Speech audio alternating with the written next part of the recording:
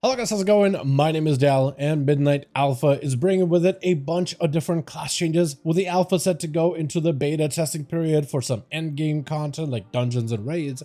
We do see a wind down on some of the different class changes happening over on the realms, which has left a number of our favorite playstyles pretty pruned. One of the classes that is feeling very pruned is the Paladin. Whether you play Red Protection, which has been a more controversial side, as well as Holy, the Paladin playstyle does seem that it saw a bit of that simplification process. Some good, some not. And I kind of wanted to go over in detail exactly what is happening to the class of Paladin, at least for the time being, over in the Midnight Alpha, going over the different talents from the hero specs, the class talents, and then doing my spec talents, but in a slightly different order than I normally do. As always, if you guys want to keep up with regular class updates for Midnight as we're making its way from alpha into beta and eventually into release, which seems by all suggestions that might be sooner than many people expected, be sure to follow the channel and subscribe to keep up with all of that.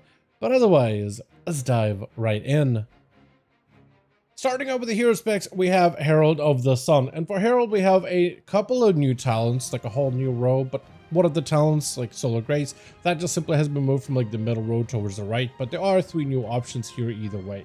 One of them being Walk into the Light, which gives you, depending on your choice above, whether it is Blessing of Anshi or Lingering Radiance, it grants you have a 100% chance to gain Blessing of the Anshi and generate 2 Holy Power after casting Avenging Wrath. So if you're playing Anshi, it gives you an extra bonus, but not really much for Lingering Radiance so much, but it does make, I guess, help fortify the rest of the Herald of the Sun playstyle. The other 2 new talents, one of them is going to be Endless Gleam. Gauntlet's duration is increased when it heals an ally or when you strike an enemy with Tempest Verdict or Divine Storm. So this one basically gets an extension, either friendly extension for Holy or damage extension for Retribution. The final trait being Born in Sunlight, which gives Dawnlight's critical strike chance is increased by 15% during Avenging Wrath. So you have a little bit more burst potential whenever you have Wings active, which can give you burst damage or burst healing. Next we have Templar, and for Templar, one of the things that they're doing for protection specifically is they're actually making it so that Divine Toll gets replaced with Hammer of Light for Prot. Retribution still gets to get it from Wake of Ashes, but for Prot, they're doing some changes with the talents, and one of the abilities being removed is Cut a Core to Templar, so they're just making it work off of Hammer of Light instead, but the functionality is pretty much the same. The new talents are going to be Divine Hammer. Whenever you press the button that activates the big hammer, you also gain Divine Hammers, being Divine Toll for Prot or Wake of Ashes for Ret, and these hammers essentially just spin around your character for 8 seconds, dealing additional damage. With the new talent of Light's Adjudicator, Empyrean Hammers do more critical strike damage, and when they crit, it has a 50% chance to grant you yet another stack of Light's Deliverance, which gives you even more output for your big Light's Hammer. Lastly, we have a new choice node of either Divine Exaction, where Divine Toll will cast 2 additional times on your target at 150% effectiveness, or Seal of the Templar, which increases Judgment damage, but also Templar Verdict damage, depending on your spec, by up to 30%. Lastly, we have Lightsmith, which doesn't really see too many changes heading into Midnight Alpha, at least so far. There's just only a handful of new talents, one of them being Reflection of Radiance. Whenever your Holy Bulwark absorbs damage, or your Sacred Weapons deals damage, or heals an ally, because if it goes on a DPS, it does damage. If it goes on a healer, it has a healing benefit. Whenever it does either one of those, you have a chance to gain Awakening or Grand Crusader, depending on your spec. However, they even change how Awakening functions for Holy. So for Holy, basically it's just a proc where Judgment is a guaranteed crit and does more damage.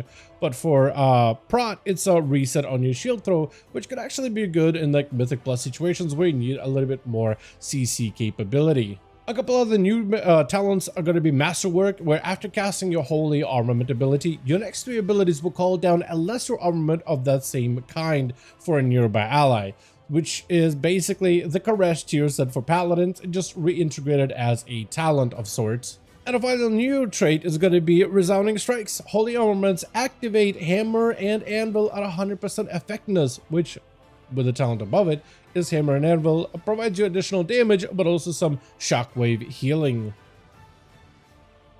From there on, I do want to take a look at Paladin class talents, and there's actually going to be quite a little bit of a distinction what these talent nodes are for Holy, Prot, and Red. And out of all the different class talents, I actually think Paladin talents look the busiest. Like, these things are absolutely like just packed with abilities, so many different passives, a lot of familiar options, but it just feels a lot more dense than some of the other classes that I've seen so far. So not every single one of the talents we'll talk about here are available for all the specs, but I will cover what is unique for like Red, Holy, or Prot, and what isn't. One of the things that isn't unique though is the new version of Hammer of Wrath. Hammer of Wrath is no longer a separate ability. It now simply replaces your judgment with an empowered variation called Hammer of Wrath, giving you back the original Hammer of Wrath with some of the execute capabilities, but essentially just overriding judgment to be a more powerful version. It basically means that there are some talents that buff Hammer of Wrath specifically that could cause you to deal additional damage. But this also means that anytime you use Hammer of Wrath, it gains benefits of Judgment, so this functions for Retribution, Holy, and Protection a little bit differently. But it essentially, whenever you have Wings active, you get a stronger version of Judgment, which is kind of how they're going about pruning some of that rotational flow of all three Paladin specs in general. Guided Prayer is actually a brand new defensive that is now available for all three specs of Paladin. Previously, I believe it was only available for Retribution. It essentially is just an extra way for you to have a bit of defense every minute. Whenever you drop super low, you cast a free Word of Glory on yourself. For Retribution, right before that, this is a very unique talent to them, but Shield of Vengeance is essentially no longer a separate ability. It is now tied directly to Divine Protection. Divine Protection reduces damage taken by additional 10% and casts a Shield of Vengeance to give you a little bit of shielding. This is a unique defensive for Retribution only that Holy and Prot unfortunately do not get baseline. Outside of this, we have a couple of new talents for Red, Holy, and Prot, one of them being Brought to Light, where essentially killing an enemy that yields experience will cause that enemy to explode, which does healing to your entire group, which is kind of interesting. It may be good for Mythic Plus content, particularly like if you have a lot of like little fodder ads that don't really, have a lot of health, they can be nuked down very quickly. This could potentially be some nice AoE healing for your group. They also changed the way Blessing of Dawn and Blessing of Dusk function. With the Blessing of Dawn, while you're above 85% health, you now redirect 5% of all ally damage to yourself, no matter the spec. So you're able to kind of share some of that damage with your friends, which is kind of really cool if you love that Paladin like utilitarian group capability, and I think this is definitely one of the fun ones. While Blessing of Dusk essentially grants you a damage reduction up to 10% depending on your mix and health, increasing the less health you have. So it doesn't start out at a flat 10%, I believe it just starts out at a 0 or 1, but the less health you have, the better that DR could become. So this is actually a nice little extra defensive tool to go side by side with Blessing of Dawn. From there, I will want to move on to some of the spec talents. However, I am going to do my Paladin specs a little bit differently than I've done other classes so far. Normally, I just go in alphabetical order, but I really thought I want to go in the order of like which specs most players play, starting off with Retribution, but I've also been playing a lot of Red Paladin over in Legion Remix, so I was really invested into trying to see what are the different talents and changes that are happening for this spec, so I kind of just did them in that research order as well. Either way, one of the biggest changes we've seen for Retribution Paladin is missing auto attack Crusader strikes. That is no longer a thing. You can no longer go into the ability of crusading strikes. So now you cannot generate your holy power more passively, and mostly just focusing on Blade Justice, Judgment, and Hammer of Wrath as your holy power builders together with something like Wake of Ashes.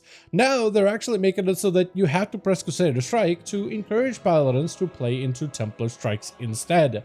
So the change here means the Paladins previously in War Within have had a fairly easy way of generating resources, but in Midnight, it is going to be just slightly more skill-based in order to maximize the effectiveness of all your holy power builders. Because Crusader Strike is now going to be a combo ability, knowing when to fit Judgment, the combo ability of Templar Strikes, and Blade Justice in order to maximize your resource generation is going to be crucial going forward.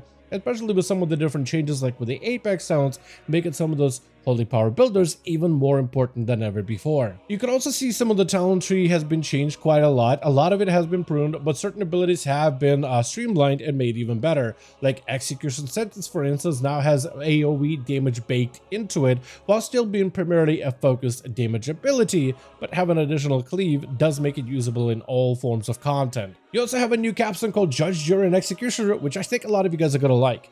Holy Power abilities are going to generate more damage whenever you use this one, but also after casting the Execution Sentence, your next two Holy Power abilities will refund their power cost completely. So this could be used in like a Templar's Verdict, Divine Storm, or possibly even Light's Hammer. And sometimes you could actually chain double Light's Hammer without any resource issues whatsoever. So this could potentially be really good for those bursty moments. Your right hand capstone has been simplified greatly, mostly working off of buffing up your Avenging Wrath in one way or another, increasing its duration potentially in order to make it last a little longer, or baking Imperial Legacy. Whenever you get Avenging Wrath, your next Holy Power ability will single target Holy Power spender will also Divine Storm for free, and then later down you can pick up Crusade, kind of not having to choose between normal wings and Crusade. Crusade is now used as an upgrade, but more of a capstone for your wing playstyle. And you can see generally the talent tree itself is very slim. Like Paladin's Retribution specifically, their class talent tree is massive. The Spec tree is really thin. And essentially what they did is removed a lot of the underwhelming, boring, and two passive talents that weren't really picked that often when it comes to the base state of the gameplay. This also means that in the talent tree for Retribution Paladins, you could expect that there will be a lot less of like really hugely impactful choices, like choosing between primarily AoE talents versus primarily single target talents, as a lot of them have been consolidated into more cleave capabilities, so you don't really have to choose between like a pure AoE build or a pure raid bossing build. But it does mean that your builds will look a lot similar. You'll have a lot less variety of builds that you can run into, so you're going to be picking up a lot of samey talents for just about most content out there. And the biggest change that Reg gets is the new Apex talent of Light Within. With Light Within, you are going to be interacting with one of the two mechanics, either Righteous Cause or Art of War. With Righteous Cause, each Holy Power spend has a chance to reset the cooldown of your Blade of Justice, but with Art of War, your auto attacks have a chance to reset the cooldown of Blade of Justice, so your Apex talent is going to end up playing around that mechanic specifically. So with the first trait, Cause or Art, will increase the damage of your next Blade of Justice by 150%, and Avenging Wrath will always grant you the proc of Cause or Art every time you use it. With the next trait, Avenging Wrath further increases the damage of your Final Verdict and Divine Storm, and the final trait causes Cause or Art further to empower a Blade of Justice to unleash an additional wave of holy energy doing frontal cleave damage to all targets. So it makes Blade of Justice a lot more of an integral ability, a very much spiky ability, and being able to reset it a lot more aggressively and a lot more regularly is going to be one of the main mechanics you'll play around with if you are heavily invested into this Apex talent.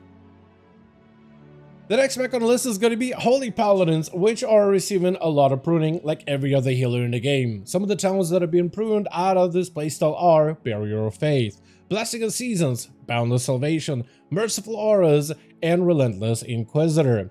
Another thing that they did with Holy Paladin kind of early into Midnight Alpha is they actually removed the ability of Crusader Strike from Holy Paladin. And now Holy Shock replaces Crusader Strike instead. So any talents that play around with Crusader Strike now will actually utilize either Holy Shock or Judgment in order to better supplement it, but it does mean that as a Holy Paladin you have one less button to press for your research generation, Holy Power specifically, but also it's one of those ways that they're trying to remove some of that rotational bloat by pruning abilities, so it's yet another prune specifically.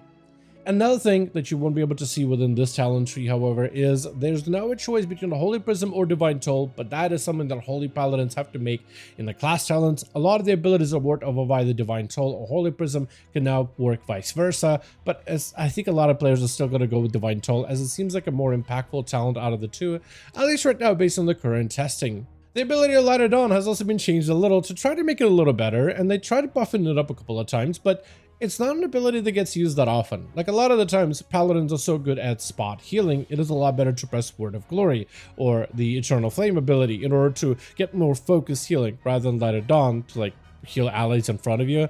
In order to make this ability more usable, they are actually making it so Light On heals allies around you instead of in front of you, which is actually an older design that they had it in previous expansions, that they went back to the frontal, now they're back to like around you, so maybe it'll become more usable. They're also trying to make Light of Dawn better overall as an ability to use in AoE content, so we'll see how the tuning is going to be on that one specifically, but potentially you could be actually getting some use out of Light of Dawn for once in a lifetime. And they also want to make sure your aura mastery is as strong of a cooldown as it can be, since they are going around pruning a lot of abilities from all of the different healing specs specifically. So one of the ways they want to do that is through Ring in Heavens. Whenever you activate Aura Mastery, you also cast a Divine Toll, which is meant to be, you know, that or Prism. Both are meant to be a very, very strong cooldown for you to use every minute for Divine Toll specifically. So this is meant to kind of supplement additional healing output for your Holy Paladin. Though all in all, right now it is still a little too early to tell where Holy Paladin is going to end up in, but for the most part, compared to some of the other healers, they're not seeing too many major changes. There is some cool talents here for barrier healing, where you can apply absorb effects to your allies, especially with some of your holy power spenders, so that could potentially be good when you're looking for that preventative damage, which can be good on Mythic Plus or even in raids. There's a lot less cooldowns for holy paladins to manage with, which is nice to some degree, because I feel like they don't play greatly if you have to stack too many cooldowns together, so they prune that for the most part. And generally paladins, holy paladins, are going to rely on two major buttons in order to get a lot of their output, being Divine Toll and Avenging Wrath for the time being. A lot of the Holy Shock and Infusion of Light is going to be basically the majority of your basic day-to-day rotation, but your rotation has also been cut down with abilities that you have to worry about, so potentially we're seeing some functionality pruning, but not too much like a passive pruning for holy paladins in particular. And your Apex talent is called Beacon of Savior, which functions very similar like Beacon of Light or any of the other beacons. It allows a portion of whatever healing you do to be transferred to that beacon target. However, this beacon is something that is applied automatically whenever you get in combat on an ally within 30 yards, and it will automatically switch to a new target if they ever drop below 30% health. So it's like a passive beacon that is constantly active. Further upgrading the Apex talent allows it to transfer more amount to that Beacon of Savior target, but also increase the amount of healing that target gets as well. And with the final trait, for 8 seconds when the beacon is on a target or whenever it finds a new target, it grants the target an absorb shield that prevents some damage and reduces their damage taken by 10% for 15 seconds. And I feel like this Apex talent at least fits the playstyle of Holy Paladin, which is very strong at single target healing. Like, when an ally just falls to dangerously low levels and needs immediate attention, Holy Paladin is probably the best class for it. Where other healers are really good at group healing and AoE healing, doing a little bit of healing to a bunch of targets. But if you need that immediate burst healing to one ally that takes immediate damage, that needs immediate healing or they die then and there, Holy Paladins are really good at that. So it looks like their Apex talent, while it does seem like very single target oriented, it does feel like it's really fits their spot healing type of playstyle that they generally rely on in PvP, dungeons, and even in raid content. And then we have Protection Paladin, which started off a little bit rough over in the alpha, and we're still, I think it's still a work in progress for the time being. There are some nuggets of potentially good changes here, but they did lose a lot of things. Like, out of all the classes out there, they lost quite a bit. Many talents have been removed from their talent tree. Many of those talents are actually something they utilize pretty regularly. From Judgment of Light, Seal of the Crusader, Barricade of Faith, Bastion of Light, Eye of Tyr, a powerful defensive, Faith in a Light, Holy Shield, which is really effective, Improved Holy Shield, Inmost Light, and Moment of Glory. All of those talents get removed from the base spec talent tree. But even if Holy Shield, as strong as an ability was, did get removed, some of its effects did end up becoming part of the brand new reworked mastery called Divine Bulwark, which increases your chance to block melee attacks and your chance to block spells, as well as harmful damage periodic effects based on your mastery value. And it's actually quite a generous mastery. Like, let's say if you have 20% in mastery, that means you'll have about 20% melee block, but double of that with 40% magic block, as well as damage over time block. So it really is like an actual pretty solid different defensive output that could be heavily invested into to allow you to deal with a lot of the magic damage a little bit more effectively.